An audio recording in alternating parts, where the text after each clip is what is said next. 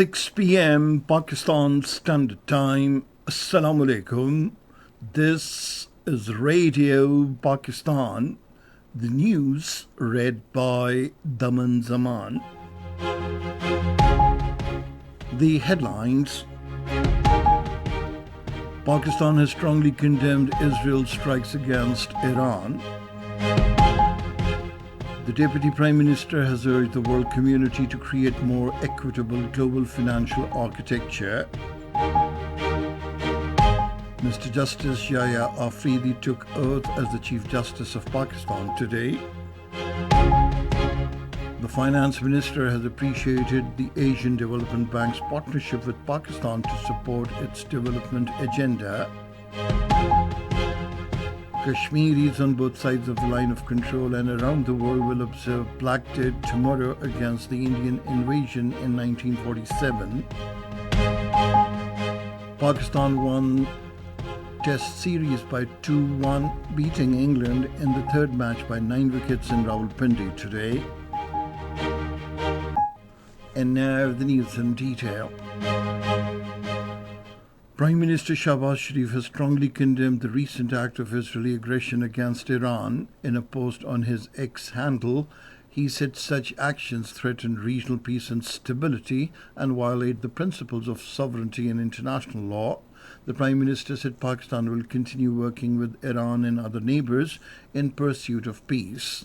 He urged all the parties to act with restraint to avoid further escalation. Meanwhile, in a statement, the Foreign Office spokesperson Mumtaz Zahra Baloch also strongly condemned Israel's strikes against Iran. She declared these strikes as violation of the United Nations Charter and the international law. She said these strikes undermine the path to regional peace and stability and also constitute a dangerous escalation in an already volatile region. The spokesperson called on the United Nations Security Council to play its role for the maintenance of international peace and security. She said the international community must also play its role for restoring regional peace and security. On the other hand, Iran has confirmed the Israeli airstrikes on its military bases, saying that these attacks caused limited damage. States across the Middle East, including Iraq, the United Arab Emirates, Oman, Saudi Arabia, Jordan, Egypt, Kuwait, and Qatar, have also condemned the Israeli airstrikes on Iran. The foreign ministries of respective states, in separate statements, termed the attack as a blatant violation of Iran's sovereignty and a clear breach of the international law. They urged the international community to take effective action to halt this aggression. The Deputy Prime Minister Mohammad Isaghdar has urged the world community to create more equitable global financial architecture. Addressing the executive session of the Commonwealth Heads of Government meeting in Samoa, he said the global community should prioritize debt relief and restructuring to strengthening multilateral cooperation. Isaghdar said Pakistan recognizes the pressing need for investments in health, education, and infrastructure, yet it faces significant challenges due to the limited access to international financial markets and impacts of climate change. The Deputy Prime Minister said Pakistan's proactive participation in the Commonwealth's working groups on digital economy and sustainable finance is reflective of its commitment to integrating innovative solutions into the economic strategy. Pakistan and the United Kingdom have agreed to work together for deepening bilateral partnership. The understanding was reached during a meeting between the Deputy Prime Minister and the Foreign Minister Mohammad Isaghdar and the British Foreign Secretary David Lammy on the sidelines of the Commonwealth Heads of Government meeting in Samoa. They discussed a wide range of topics, including strengthening Pak-United Kingdom relations across multiple areas of mutual interest. Isaghdar extended a warm invitation to the British Foreign Secretary to visit Pakistan. Mr. Justice Yahya Afridi took oath as the Chief Justice of Pakistan today. The President, Asif Ali Zardari, administered the oath to him at a ceremony at the Awan-e Sadr in Islamabad. Prime Minister Shahbaz Sharif, who was also present on the occasion, felicitated Mr. Justice Yahya Afridi on his elevation as the Chief Justice of Pakistan. He expressed the confidence that under the leadership of Mr. Justice Yahya Afridi, judiciary will continue to work with integrity to provide justice to the people. The Minister for Finance, Mohammad Aurangzeb, held separate meetings with the heads of various banks and Secretary General of the Digital Cooperation Organization in Washington. In his meeting with the President of Export-Import Bank of the United States, Rita Jo Lewis, the Finance Minister welcomed the Exim Bank's interest in Pakistan's energy, minerals and IT sectors.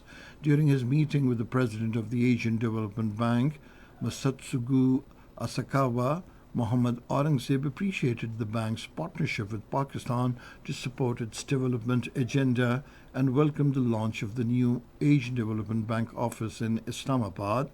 Talking to the Group Chief Executive Officer of Dubai Islamic Bank, Dr. Adnan Shilwan, the minister informed that Pakistan's credit rating has recently been upgraded by Fitch and Moody's. Mohammad Aurangzeb also met the Secretary General of the Digital Cooperation Organization, Dima Al Yahya.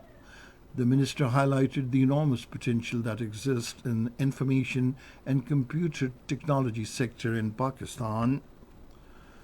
The 76th martyrdom anniversary of Naik Saif Ali Janjwa Shaheed Nishan-e-Haider is being observed today. The day dawned with Quran Khwani and special prayers in mosques for the Shaheed. The religious scholars paid glowing tributes to Naik Saif Ali Janjwa, saying that the nations which do not honor their martyrs always face disgrace. This is Radio Pakistan.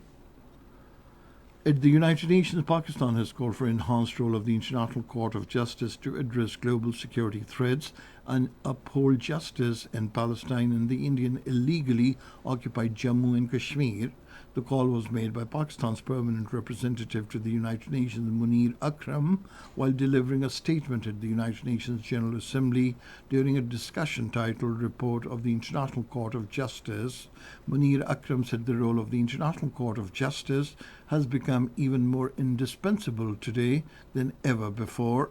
He said the people of Palestine and occupied Jammu and Kashmir continue to be subjected to foreign and colonial occupation and denied their right to self-determination. Munir Akram urged the United Nations General Assembly and the Security Council to expand the role of the International Court of Justice in defending international law and maintaining world order. Kashmiris on both sides of the line of control and the world over will observe Black Day tomorrow to send a message of rejecting India's illegal occupation of their homeland. It was on October 27, 1947, that the Indian troops invaded Jammu and Kashmir in blatant violation of the partition plan, an occupied region against the will of the Kashmiri people. The day will be marked by a complete shutdown in the Indian illegally occupied Jammu and Kashmir. Protest marches, rallies and seminars will also be held in Azad Jammu and Kashmir, Pakistan and across the globe. 53 Palestinians were martyred during Israeli strikes in Gaza during the last 24 hours.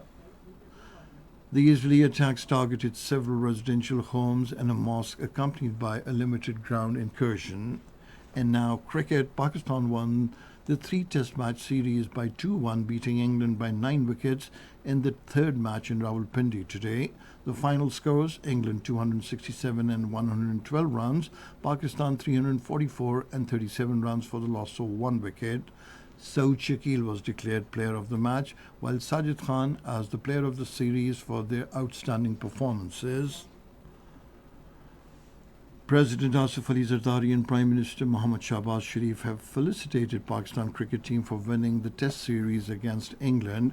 In the separate statements, they commended the team for their excellent performance against England. And finally, the weather report. Mainly dry weather is expected in most parts of the country, while hot conditions are likely in Sindh during the next 12 hours. And that is the end of this news bulletin. For more news and analyses, log on to our website, radio.gov.pk, and you can also watch the live video streaming of our bulletins on the link facebook.com/Radio Pakistan News Official.